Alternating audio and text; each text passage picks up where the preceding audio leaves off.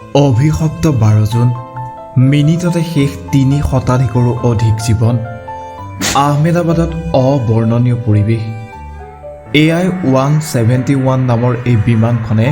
আহমেদাবাদ বিমানবন্দৰৰ পৰা দিনৰ 1:17 উৰা মাৰিছিল লণ্ডনলৈ বিমানখনত আছিল 242 গৰাকীকৈ যাত্ৰী কিন্তু উৰা মৰাৰ মাত্ৰ 4 মিনিটৰ পিছতে ইঞ্জিনত বিসংগতি ধৰা পৰে বিমানখনত আৰু চকুৰ পচাৰতে সকলো শেষ প্ৰচণ্ড জোৰত বিমানখন আহমেদাবাদৰ এটা অট্টালিকাৰ ওপৰত বাগৰি পৰে লগে লগে চাৰিওফালে হাহাকাৰ পৰিস্থিতি কলা ধোঁৱাই আগুৰি ধৰে সমগ্ৰ অঞ্চল শেহতীয়াকৈ বিমানখনত থকা সকলো যাত্ৰীৰ মৃত্যুৰ খবৰ আহিছে য'ত 169 জন ভাৰতীয় 53 জন ব্ৰিটিছ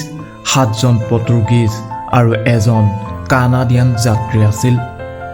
যি অট্টালিকাৰ ওপৰত বিমানখন পতিত হৈছিল সেই অট্টালিকা এক চিকিৎসকৰ হোষ্টেল আছিল এই কৰুণ ঘটনাত হোষ্টেলখনৰো 50 গৰাকীকৈ জুনিয়ৰ চিকিৎসকৰ মৃত্যু হৈছে আহত হৈছে কেইবাগৰাকীও চিকিৎসকৰ বিমানখনত আছিল উত্তৰ পূবৰ দুগৰাকী যুৱতী বিমানখনত আছিল মণিপুৰৰ থৌবালৰ কংব্ৰাইলত পাম নামথুই শৰ্মা মিজোৰামৰ লামনুনথিয়েম সিংচন বিমান দুৰ্ঘটনাত মৃত্যু ঘটিছে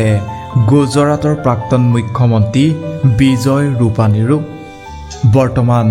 দুৰ্ঘটনা সংঘটিত হোৱা স্থানত চলি আছে উদ্ধাৰ অভিযান এই শোকাবহ ঘটনাই এতিয়া সমগ্ৰ বিশ্বজুৰি বুৱাইছে শোকৰ বন্যা